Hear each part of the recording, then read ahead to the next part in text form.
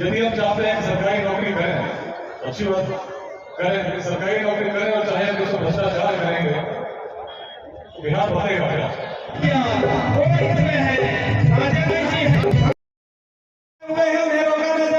मंजीत मिश्रा जी के साथ जो लोग हैं उनको आने दिया।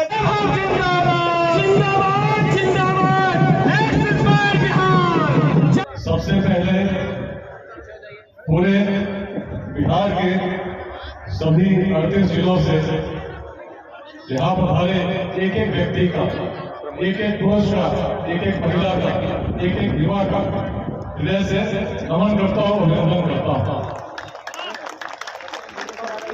राष्ट्रकवि दिनकर की भूमि को नमन करता हूँ, अपने पूर्वजों की भूमि को नमन करता हूँ, माँ गंगा को नमन करता हूँ, मिथिला की भूमि को नमन करता हूँ, मिथिला नगर के संगम स्थली बेगूसराय जिले को नमन करता हूँ।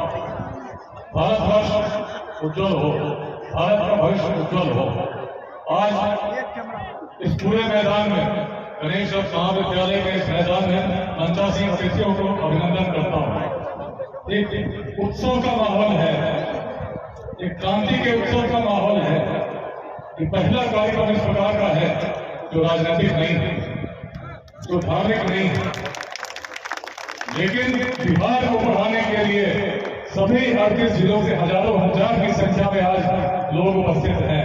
इस धरती पर एक ही संदेश लिए हुए हैं, नमस्ते बिहार। उस बिहार को नमस्ते जो प्राचीन काल में, जब रोड आज के जैसे नहीं थे, टेक्नोलॉजी आज के जैसी नहीं थी, सूचना के तंत्र आज के जैसे नहीं थे, व्यक्ति को व्यक्ति से जोड़ना जानती थी। इस रूप में जोड़ना जानती थी कि अफगानिस्तान के बाद भारतवर्ष के अखंड साम्राज्य को स्थापित कर सके, हिमालय के उत्तर तक कर सके, दक्षिण में सागर तक तो कर ही सके, पूर्वोत्तर के भी पार तक कर सके। कैसा था वो बिहार जिसमें जब संसाधन नहीं थे अब उस अखंड भारत के साम्राज्य का निर्माण कर सके? कैसा था वो बिहार जिसमें जब पूरे यूरोप में ऑक्सफोर्ड की कल्पना हुई थी, तब कैम्ब्रिज की कल्पना हुई थी, विश्व भर से लोग पैदल चल के आने के लिए तैयार रहते थे। कैसे लोगों से बोलेगा बिहार? यदि हम चाहते हैं कि सरकारी नौकरी करें, अच्छी बात करें, सरकारी नौकरी करें और चाहे कि उसको भ्रष्टाचार करेंगे तो बिहार बढ़ेगा क्या? एक एक व्यक्ति को संकल्प लेना होगा बिहार बदलने। यदि हम सोचें कि सरकारी नौकरी करें तो कितने लोग सरकारी नौकरी कर सकते हैं? कोई पार्टी की सरकार आ जाए, कैसी भी सरकार जाए, पूरी इच्छा लगा जाए, कितने लोगों को सरकारी नौकरी दे सकते हैं? पूछना कितने प्रतिशत? 1% हो सकता है, थोड़ा और पूरी शक्ति लगाए। लेकिन यदि 1% लोग भी सरकारी नौकरी मिलती है तो देश का क्या होगा? यदि लक्ष्य हमारा 2047 तक विकसित बिहार बनाना है तो क्या 9 करोड़ लोगों को कैसे नौकरी दे पाएंगे? एक ही उत्तर है, उद्यमिता, उद्योग, व्यवसाय, जिसके लिए हमें अपनी युवा पीढ़ी को तैयार करना होगा। हर व्यक्ति को सोचना होगा, हर ग्राम में, हर पंचायत में, हर विद्यालय में, हर महाविद्यालय में चिंतन करना होगा कैसे उद्यमिता की भावना जागृत हो। और इस अभियान में यही कर रहे हैं। अनेक व्यक्तियों जो ओबीसी साहब आए हैं, अनेक लोग बाहर से आए हैं, जो हमारे युवाओं को बता रहे हैं कि तुम स्टार्टअप लगाओ। पूरे बेंगलोर अध्याय से लोग बेंगलोर यहाँ नहीं, पूरे विश्व में। आज यदि केवल अपने व्हाट्सएप ग्रुप्स की बात करें, यहाँ तो हजारों लोग उपस्थित हैं। व्हाट्सएप समूहों में 75,000 से अधिक ऐसे लोग संकल्प के साथ जुड़े हैं कि बिहार को बदलेंगे, अपने जीवन काल में बदलेंगे, अपने जीवन काल को उत्कर्ष में ले जाएंगे। भारत के सभी महानगरों में है, 13 देशों में है, जो विदेश में रहने वाले से बिहारवासी। जब 22 मार्च 2021 बिहार दिवस के दिन एक आह्वान हुआ था, यही था, जिनके भी हृदय में बिहार बसता हो, एक साथ जुटे। बिहार को नुकसान, समाज को नुकसान दुर्जनों के दुष्कृतियों से उतना नहीं होता जितना सज्जनों की निष्क्रियता से होती है।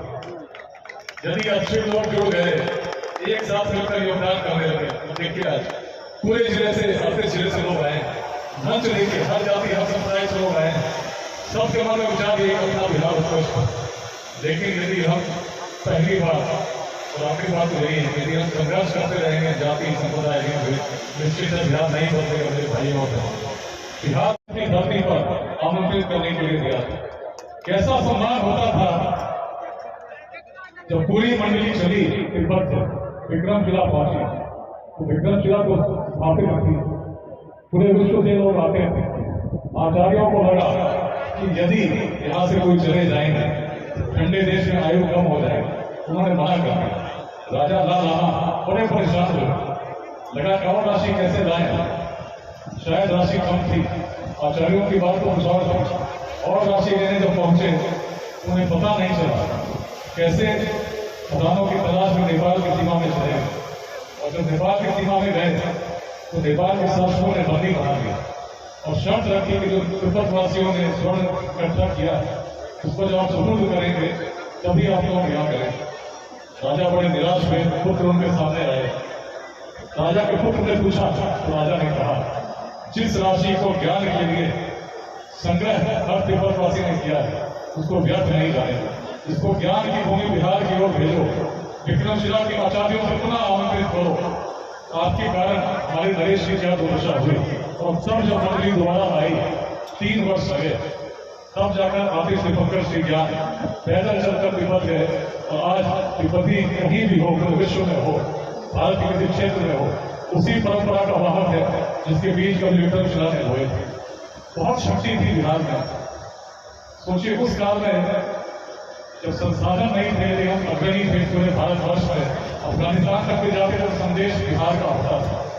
आज हमारी सोच कैसी हो गई, आज हमारी दृष्टि कैसी हो गई, आज हमारी स्थिति कैसी हो गई। क्या आज बिहार वैसा है? जिस समय कोई जाते थे, आज एक समय ज्ञान के लिए लोग पूरे देश के देश स्वर्ण एकत्रित करते थे, लोग पैदल चल के आते थे। आज स्थिति क्या हो गई? शिक्षा की बात को छोड़ दीजिए, कोचिंग के लिए लोग कोटा जाते हैं, और कोटा में शिक्षक भी बिहार का अधिकांश है, विद्यार्थी भी अधिकांश। आखिर ऐसी दुर्दशा क्यों हुई? कौन इसका जिम्मेदार है? यदि हम सोचें कि बिहार अपने जीवन काल में उत्कर्ष पर जाए, कितने लोग बिहार को आगे बढ़ते देखना चाहते हैं? कितने लोग चाहते हैं कि बिहार में सभी लोगों को शिक्षा मिले? कितने लोग चाहते हैं कि बिहार में ही सभी लोगों को रोजगार मिले, किसी को बिहार से बाहर नहीं जाना हो? अरे मैं तो 9वीं कक्षा में पढ़ता था, छोटा था, पिताजी यही बरौनी रिफाइनरी में रहते थे। यहाँ से पोस्टिंग हुई भोपाल, और जब भोपाल पोस्टिंग हुई, नए विद्यालय में जब पहुंचे तो बच्चों ने बिहारी बोलना शुरू किया। शुरू में अजीब नहीं लगा, बिहार से हम तो बिहारी बोलना ही चाहिए, लेकिन जब लगा कि नहीं, इनकी मंशा खराब है, अब पानी करने की प्रवृत्ति के साथ बिहारी बोलते हैं, बड़ी पीड़ा हुई। इतनी पीड़ा हुई कि कौन ऐसा व्यक्ति है, कौन ऐसे व्यक्ति हैं जिनके कारण बिहार में ऐसी दुर्दशा हो? एक युवा भी जाता है, उसको बिहारी शब्द बोलकर अपमानित किया जाता है। उस बिहारी शब्द से जिसको सम्मान का प्रतीक होना चाहिए, किसने उसको अपमान का सूचक बना दिया? कौन इसका जिम्मेदार था? उस समय बिहारी अग्रणी थी तो क्यों थी?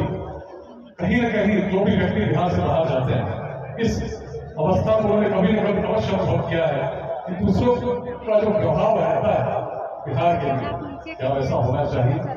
उस भूमि ने जिसने अखंड भारत के पूरे साम्राज्य को निर्मित किया, उस भूमि में जिसने विश्वविद्यालयों को स्थापित किया, उसके व्यक्ति के लिए कोई अपमान के भाव से देखे तो कमी किसकी है?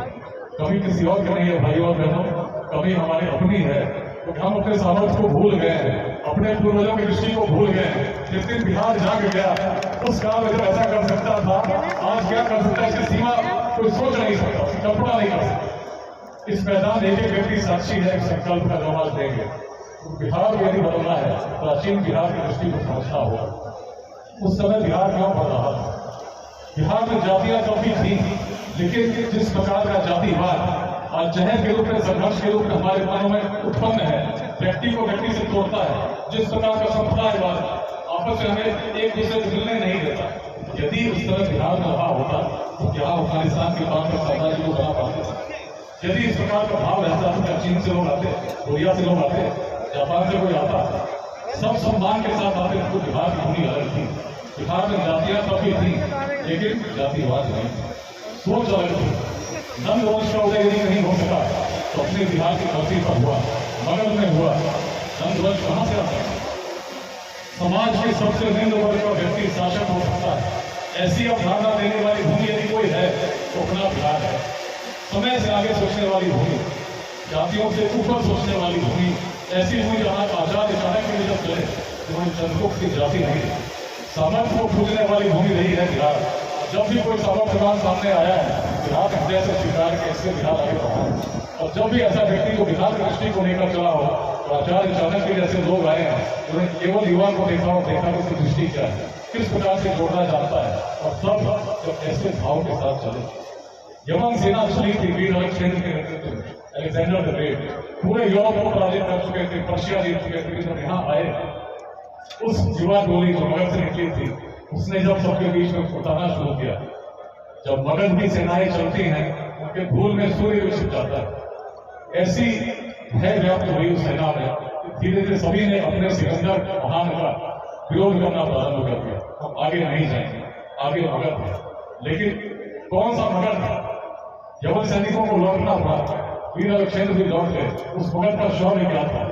उसके शौर्य का वर्णन तो स्वयं भगवान श्री कृष्ण ने कहा, जब उन्होंने कहा महाभारत में मगध के शौर्य के कारण मुझे अपनी राजधानी मथुरा से द्वारका ले जानी पड़ी। अगर महाभारत की संख्या को पढ़ेंगे तो पाएंगे कि जरासंध वध होता है उससे पहले कंस का वध हुआ था, और कंस का जो वध हुआ था जरासंध को इतना क्रोध आया उन्होंने अपनी गदा घुमा कर फेंकी और गिरा मथुरा के समीप। भगवान श्री कृष्ण ने कहा, और क्या कहा? जरासंध का वध आवश्यक है। और तब जब चले तो कोई व्यक्ति हस्तिनापुर से चलेगा, उसका मार्ग क्या हो? सीधा मार्ग होगा, प्रयाग आएगा, काशी आएगा, विकास राजगीर जाएगा। लेकिन भगवान श्री कृष्ण अर्जुन और भीम इस मार्ग से नहीं आए, उत्तर पूर्व के माध्यम से नेपाल गए। नेपाल के जंगलों से होते हुए, गंगा किनारे होते हुए सोनपुर के पास उन्होंने